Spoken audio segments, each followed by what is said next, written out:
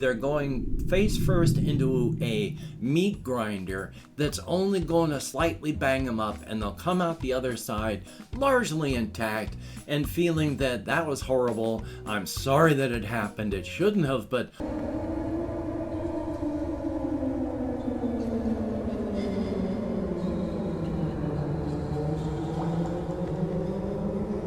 Well, howdy, Nearly Senior Citizen here. Greetings, boys, girls, and all of our non-binary friends, and welcome to this, a brand new day in which I'm not wearing the arthritis glove that I was wearing yesterday.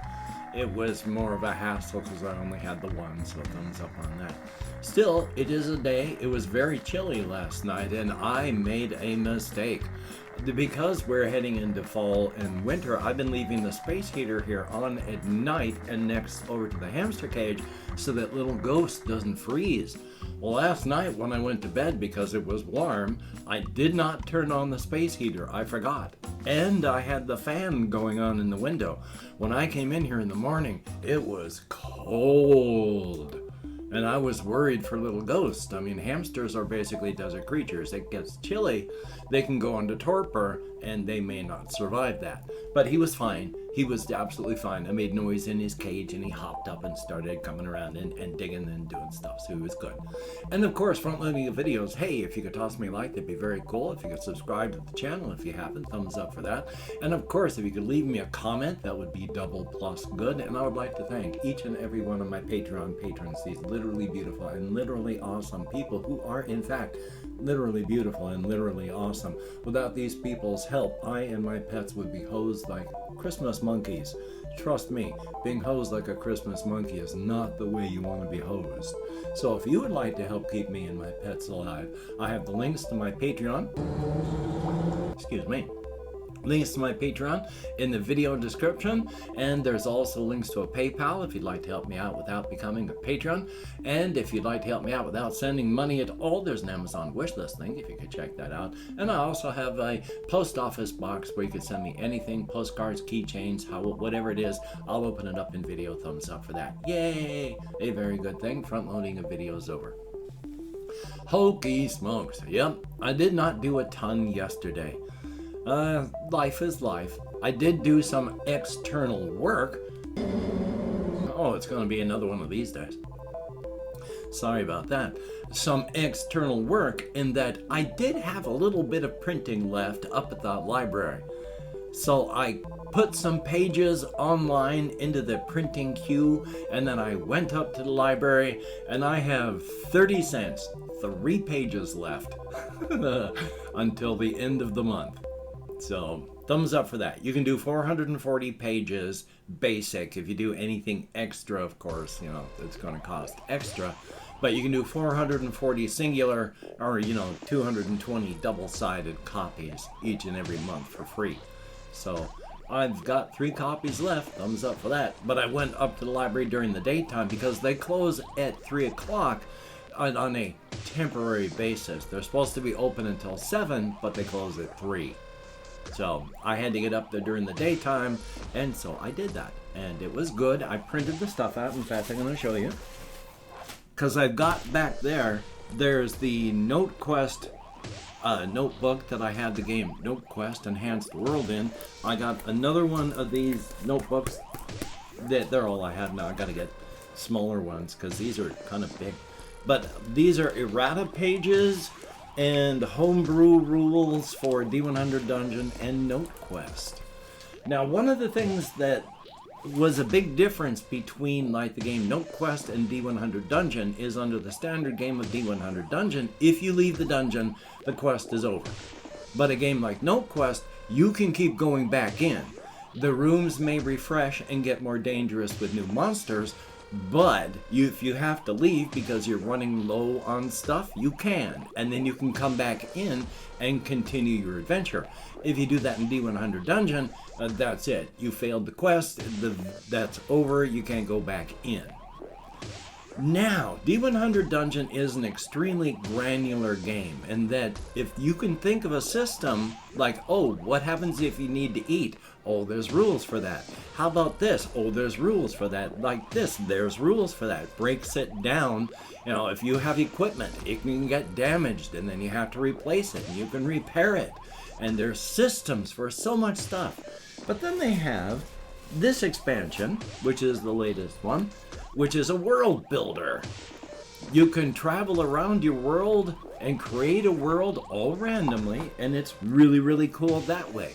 They add rules for leaving a dungeon, and good lord, it surprises me with how arcadey those rules are, because Martin Knight just breaks everything down. But here, it's in, basically he's talking about quests and side quests, and he just says in one paragraph, oh yeah, and now if you need to, you can leave a dungeon, don't fail your quest, and if you want to go back into it to continue, you can go back in at any time, leave and go as many times as you want, you can start in any square inside the dungeon. That's it, that's the rules. And I was like, wait a minute, just start in any square. There should be rules for this stuff. So yeah, I'm going to be using like the perpetual dungeon stuff and other homebrew type rules for that. I like the perpetual dungeon rules, and I like my caching, stashing stuff that I've been working on. So thumbs up for that. Yeah, so hopefully this next month I'll be able to get the rest of my stuff printed, and then we'll see about getting other things, because I'm still looking into 4 Against Darkness. I have been watching a lot of videos. There is one channel called Dungeon Dive, I believe it is, because there's a lot of them where they have names like Geek Gamer, Dungeon Dive, and such like that. But on Dungeon Dive, he goes into a lot of games in a pretty in-depth manner. And he did like a 9 or 10 video series just on 4 Against Darkness and all the supplements. You know, so there's an introductory video he does, and then he starts talking about the supplements that you should get and the adventures that you should get. Again, while it's cheap-ish, it's also an investment. It's not much if you pick up what he considers the 3 primary books. There's 4 Against Darkness, like Twisted Dungeons and Twisted Minions? I'm not sure about these last 2 names. I think Twisted's in them, but it's variations on dungeons and variations on minions, so that it's not just all the same thing all the time. And so that's cool, but still, that's $8 a pop. Even just PDFs, if you go to like Drive-Thru RPG, or you go to their website, Ganesh Gaming, and it's $8 a pop for the PDF. $12 if you buy the physical Dead Tree version. So it's an investment, but I'm going to be really checking that out. If it looks good, I'll be getting that. I like what I'm seeing in the videos. There's just, it seems to be a little bit too arcadey in like the combat that I've been watching, but we'll see. But still, it's all good stuff. And there is another game called Morkborg, and it's M and it's O with the umlaut, but it is a dark fantasy game where really I don't know a whole lot about it. I think it's Swedish people that came up with it because of the name Morkborg and all. But it's dark, grim fantasy where don't expect your character to survive very long. And I don't know if it's cooperative or multiple player play, but a lot of people play it solo, so hopefully it's solo. I don't know that I would actually play it. They have a rules light free PDF version. I downloaded that this morning. I'm going to take a look at it, so here's hoping. And of course, if I do get 4 Against Darkness and I don't like the way the combat works, like in No Quest Expanded World, or just even No Quest, because they didn't touch the combat at all, that's way too arcadey. So I found some good homebrew rules for that. Just as if I get those and the The arcade is too combat-y. The combat is too arcadey. I'm quite sure that there are some homebrew rules out there.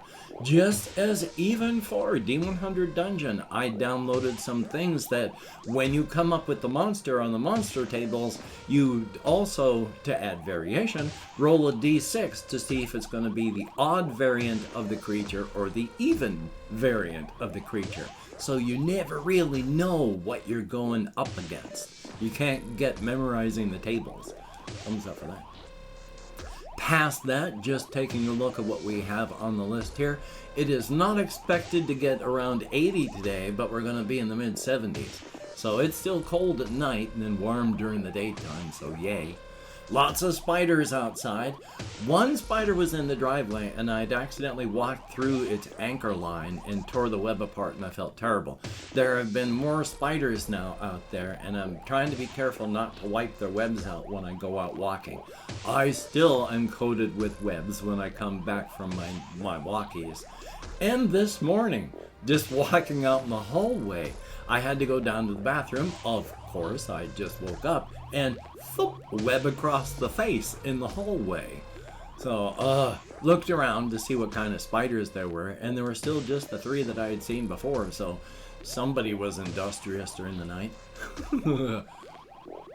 And my housemates did come back for a short time. They have been gone. And they're going to be gone again until tomorrow or Monday. We still have to sign the lease for next month for the house here. So we're going to be doing that. And there are a lot of stressors. We don't know what's happening. They're looking for places to live, like hopefully all of us. But there's nothing in anyone's price ranges. So yay. Past that as well, I just wanted to say this real quick, and of course, if you've watched this far, thumbs up and thank you so much. You're watching because you choose to watch, not because anyone forces you, and that is appreciated to no end. Definitely a thumbs up, thank you much. But I was going to mention with my creative channel, I had originally started it up because I wanted to do a complete talk out of my cosmic horror, cosmology, and multiverse and what is happening. I hadn't had that maybe half as detailed then as I did now, and even then it was so much. It was daunting. Now there's even more. I mean, I'd have to spend like a full 20-minute video just talking about Amaterasu alone, and then her trip to the multiverse. But before that, I have to talk about the multiverses. And before that, I have to talk about how everything started, which means I have to talk about the Ungata and the various levels of reality. Then I can start talking about the various multiverses. Then I can bring Amaterasu into the picture and all of her children, and how universes and our multiverse has split even further, and the various battles and details and what happens with all these creatures. And speaking of how universes and multiverses, well, not multiverses, just universes split and spawn and calve and expand and are created, all the way down to the subject of the razor's edge and the inside. That would be like 10, 20-minute videos just to get to like the razor's edge. There's a lot in this. It's a lot to keep in my head, so I do need to eventually get it out of my head so I don't just forget it. But that's why I started my creative channel. That's why I started doing just clips of the part where I talk about the cosmic horrors and the like. But I, of course, with my ADHD, didn't really have a plan for it, and I wasn't medicated when I started it, so it is what it is at the moment. I'd still like to get this all talked out. We shall see what happens. So checking on my list here, and I have really nothing there. There was some creative stuff. I did a lot of thinking, and I forgot to write the stuff down that I had remembered that I had been thinking of yesterday. So that's always fun. There was ruminations, I believe, on just the whole Razor's Edge and the kaiju and its relationships with the world and how, the inside and the outside and the razor's edge. Oh yes, I do remember now. So again, if you do watch this far, thank you so very much. It is appreciated. Because I had been realizing before and just wanted to re-go over why I had originally subconsciously started doing the cryptid stuff. I am dealing with my own mortality through narrative work to deal with. Dealing with my own mortality through narrative work, and it's all the cryptid setting. As violent and as nasty and as deadly as the Razor's Edge is, it is still a place of beauty and hope. People live there because it is a beautiful place. It's dangerous, but it is just extremely rewarding. But the cryptid world, I'm not telling stories of hope. Any other place, if you go into a fictional story, largely they're going face first into a meat grinder that's only going to slightly bang them up, and they'll come out the other side largely intact and feeling that that was horrible. I'm sorry that it happened. It shouldn't have, but I'm a better person for it, and things are going to be good in the future. That's normal stories. The cryptid stories I'm telling are of people who, instead of coming out the other side with, life is this way and I'm recovering, the cryptids are the people that crawl through the mud. They can't even walk, their legs are too weak. And it's a slow crawl through the mud because one arm is trying to stop the bleeding wound in their abdomen. And they're just looking for, the side of a building or the edge of a cliff or maybe a small cave where they can just get inside out of the rain and just lick their wounds until it's all over. And these are the stories, and these are the people that are on the razor's edge. When I speak of grinding the rusty dagger in the wound, when I speak of kicking these characters into the alligator pit to see who comes out the other side and who just makes the alligators fatter, this is what I'm talking about. These people are wounded, battered, bleeding, hurting. They just want to be left alone. Whether they feel that consciously or not, they are damaged, and it is these damaged people that I like and want to talk about and tell stories about. Even the best of them are not stable. It is a dangerous world. After all, Polly, even though Polly, one of the latest generations of like cryptids, she has become more socially aware. She is trying to reach out. She is trying to not hurt the new generation of cryptids the way she was hurt by the generations before her. She is trying to stop chains of trauma. She feels that she does not want new cryptids to hurt like she has been hurting. So it's all like that. These are all hurting and broken people. And how many of them will ultimately survive? On the cryptid world, if you hit 40, you're considered ancient. And I've opened up 24 hours worth of comments in my community tab. Going to go through and thank however many people have left me comments in the past 24 hours. If I mispronounce the username, no disrespect is intended, and even though I count American Sign Language, well, did I do that right? American Sign Language. You've already seen how my brain works. I took Ritalin and a blood pressure tablet today because I slept in, and I am very, very late. It is 8:38, and normally I would be editing. And again, thank you so much for watching. If you have watched this far, once more, you were not forced to. You have watched or listened this far because you choose to, and trust me, that is appreciated to no end. Thank you. We have Chris. Well, I'm not a psychopath or a sociopath, but I can play one. and enjoy it. We have Jesse Koskinen. Oh boy. I mean, I normally don't care about things like esports, so this was just a random thing that I heard about with G2 getting so thoroughly screwed. But oh boy. Oy vey. Oh, and good to see you in the comments. CMC Productions, you really should check out a doctor if you're watching this video, because hokey smokes, you may have severed your nerve to some degree. So, oh. Insignificant Nick, thumbs up and thank you very, very much. JAYY, I am terrible with names and I forgot to mention that it was you that brought all that up, but thumbs up, and I hope that helped answer some questions. Always good to see you in the comments, thumbs up.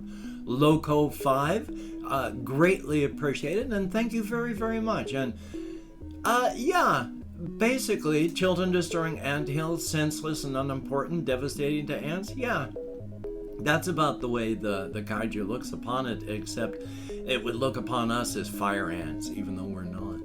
There is Larry Bookhamer, thumbs up and thank you much. There is Ben B, greatly appreciated, and I had a day. Hopefully you had a pretty good one. We have,